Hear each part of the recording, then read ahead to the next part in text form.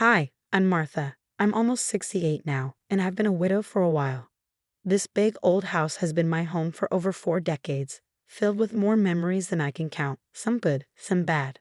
I've lived here so long that I swear these walls in my heartbeat. My kids, Tom and Sarah, are all grown up now, but we've always stayed close. They visit every weekend to help me with yard work and bring groceries. I thought we had a good rhythm, but lately things have started to change. My body's not what it used to be. Arthritis in my hands makes cooking painful, and cleaning the house is an uphill battle. Some days, just getting out of bed feels like running a marathon. So when Tom and Sarah showed up last Sunday with serious looks on their faces, I knew something was up. "Mom, we need to talk," Tom said, looking worried. "What's going on?" "You two look like someone died," I joked, trying to lighten the mood. Sarah spoke up. "We're worried about you, Mom. Living here all alone isn't safe." "I'm fine, really," I insisted, though even I didn't believe my own words. Tom leaned in. "Mom, we've been thinking. What if you signed the house over to us?" I nearly choked on my tea. "What? Why would I do that?" "It's not what you think," Sarah said quickly. "We take care of everything, the bills, the maintenance, all of it. You wouldn't have to worry about anything. And most importantly," Tom added, "we'd make sure you're taken care of right here at home. No nursing homes, no strangers, just us." I'll admit, it sounded tempting. No more struggling with the vacuum or trying to remember if I paid the electric bill. But still, I hesitated. This house is all I have left of their father. Sarah gently took my hand. "Dad would want you to be safe and cared for, Mom. That's all we want too." They kept talking, painting this rosy picture of how things could be. Me, comfortable in my own home, and them handling everything. It sounded like a dream. After a while, I agreed, if you really think it's for the best. The next few weeks were a blur of lawyers and paperwork. I signed dotted lines and initialed here and there, and before I knew it, the house, the home I have lived in for 40 years, was no longer mine. But surprisingly, I felt relieved, like a weight had lifted. My kids loved me, and I trusted they would take care of me. Everything was going to be fine. "To new beginnings," Tom said, raising a glass of champagne after the final papers were signed. Sarah hugged me tight. "We've got you, Mom, always." I smiled, looking around at the familiar walls, the faded photos, the worn furniture. Everything was going to stay the same, just better. Or so I thought. But things didn't get better. In fact, they got worse. My health took a nosedive. One day, I was managing, and the next, I was struggling to make it to the bathroom without feeling like I'd pass out. Tom and Sarah started acting strange, whispering when they thought I couldn't hear, cutting conversations short when I walked into the room. At first, I figured they were just worried, but something felt off. Then, out of nowhere, this nurse showed up. "This is Nurse Jenkins' mom," Sarah said, all sweet-like. "Just a routine checkup." Nurse Jenkins poked and prodded, asking a million questions. "How often do you fall? Can you dress yourself? Do you remember to take your meds?" I answered as best I could, feeling more like a lab specimen than a person. After she left, I overheard Tom and Sarah talking in the kitchen. "Nurse Jenkins says she needs round-the-clock care," Tom whispered. "We can't provide that," Sarah replied. "Maybe it's time we consider other options." My blood ran cold. Other options? What does that mean? I didn't have to wait long to find out. I was supposed to be napping, but I snuck downstairs when I heard them talking again. "Sunny Meadows has an opening next month," Tom said. "I know it's a nursing home, but they have great reviews. Mom would be well taken care of there," Sarah sighed. I couldn't believe my ears. A nursing home? After they promised to take care of me here? I burst into the room, anger surging through me. "So this was your plan all along? Get me to sign over the house and then ship me off." They looked like deer in headlights. "Mom, it's not like that," Sarah started. "Then what is it like?"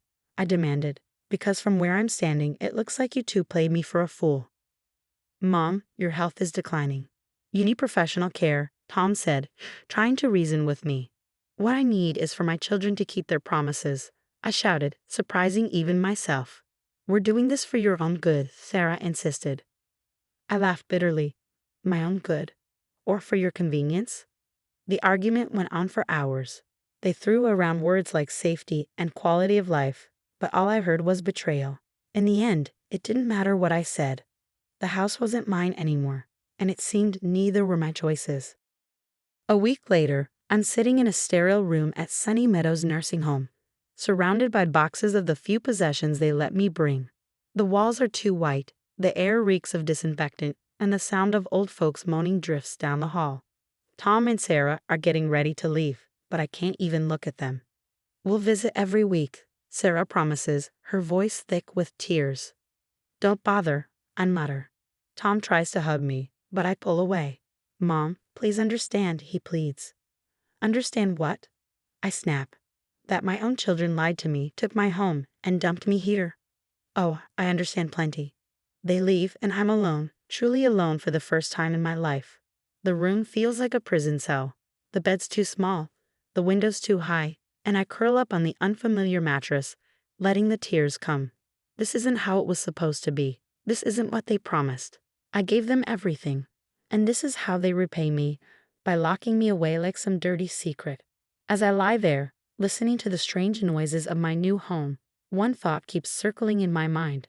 Asterisk, this isn't over, asterisk, they think they've won, that I'll just roll over and accept this. But they don't know me very well if they believe that. This is just the beginning. I'll be damned if I go down without a fight. The first few weeks at Sunny Meadows were hell. I felt like a fish out of water, gasping for air in this cold, sterile place. The nurses were kind enough, but it wasn't home. It wasn't my life. One day, I was sitting in the common room, staring out the window and feeling sorry for myself, when this spitfire of an old lady plopped down next to me. "You look about as happy as a cat in a bathtub," she said, grinning. "Name's Gladys. What's your story, honey?" For some reason, I spilled my guts to her. Maybe it was the look in her eyes, like she'd seen it all before. "Damn kids," Gladys muttered when I finished. Sounds a lot like what happened to me. But you know what? I ain't rolling over, and neither should you. She told me about her grandson, Mike, a hotshot lawyer who specializes in elder rights. The next thing I knew, Mike was sitting across from me, all serious in his fancy suit. "Mrs. Martha, what happened to you is not okay," he said, his voice firm. "It's called elder abuse, and it's illegal." "Elder abuse," I repeated, the words tasting bitter in my mouth, but they're my children. Mike leaned forward. "Family or not, what they did was wrong. You have rights, and we're going to fight for them." He explained terms like financial exploitation, emotional abuse, and neglect. It was like he was speaking a new language, but one that finally gave words to what I'd been feeling. "You're not alone," Mike assured me. "I've seen cases like yours before. We can build a case, but we need evidence." So I started documenting everything, every broken promise, every unanswered call, every detail of how they tricked me out of my home. Gladys introduced me to other residents with similar stories. Edna, whose son emptied her bank accounts, and George, whose daughter dumped him here and never visits. We started meeting regularly, sharing our stories and supporting each other. It felt good to have a purpose again. "We're not just going to sit here and take it," George declared one day. "We're going to fight back." Mike put us in touch with a support group for elder rights, and suddenly, I wasn't just a victim anymore. I was an advocate, a fighter. I started physical therapy, determined to get stronger. I researched laws and regulations, filling notebook after notebook with information. One night, lying in bed, I realized I wasn't sad anymore. I was angry, and that anger was fuel. "You picked the wrong old lady to mess with, kids," I muttered to myself. "Mama's coming for you, and she's bringing hell with her." The next morning, I march into Mike's office, leaving my walker abandoned in the corner. "I'm ready," I announce, fire burning in my chest. "Let's take them down." Mike grins. "That's what I like to hear, Mrs. Martha. Let's get to work." As we sit and plan our next move, I feel more alive than I have in months. My kids thought they could brush me aside, forget about me, but they're about to learn the hard way. Never underestimate a pissed-off old lady with nothing left to lose.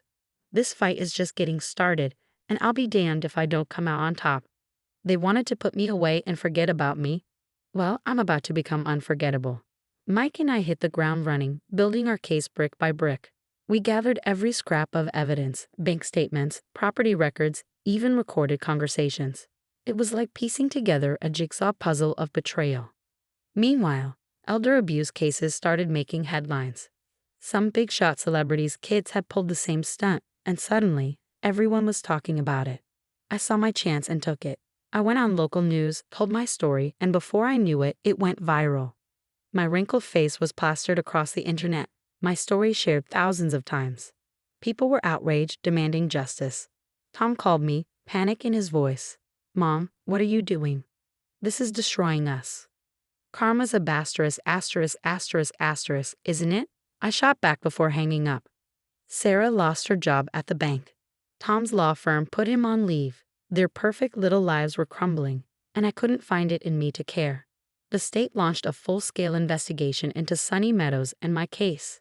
Turns out, there was a lot of shady stuff going on there that had nothing to do with me. Mike was in his element, presenting our case to the DA. "We've got them dead to rights," he assured me. "They're going down." When Tom and Sarah were charged with elder abuse and fraud, I felt nothing. No satisfaction, no vindication, just emptiness. The day of the trial came, and I walked into that courtroom with my head held high. Gladys by my side for support. "Tell us what happened, Mrs. Martha," the prosecutor said. So I did. I laid it all out, the lies, the manipulation, the betrayal. I looked my children in the eye as I spoke and saw the shame on their faces. "I gave you everything," I set my voice steady. "My love, my trust, my home. And you threw it all away, for what? A quick buck." The jury didn't take long to reach a verdict. Guilty on all counts. As part of their sentence, Tom and Sarah had to forfeit all assets gained through their fraud, including their own homes. Karma indeed. But it wasn't over. My story struck a nerve. Politicians started falling over themselves to propose new laws protecting the elderly. They called it the asterisk Martha Act asterisk imagine that. After it was all said and done, Gladys made me an offer I couldn't refuse. "Come live with me, you old bat," she said affectionately. "My place is too big for just me anyway." And here I am, starting a new chapter. Gladys and I, well, we've become quite the dynamic duo. We travel around, speaking at conferences, sharing our stories, and fighting for those who can't fight for themselves. I won't lie. There are days when I miss Tom and Sarah, days when I wonder if I did the right thing. But then I remember all the other Marthas out there, all the mothers and fathers being taken advantage of by their own flesh and blood. And I know I did what needed to be done. My name is Martha, and this is my story. A story of betrayal, yes, but also of resilience. Of finding strength when you think you've got nothing left, of standing up and saying asterisk, no more asterisk.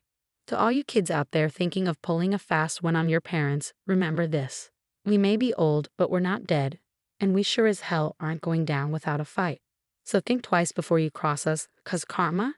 She's always watching, and she's got a mean right hook. Now, here's something to chew on.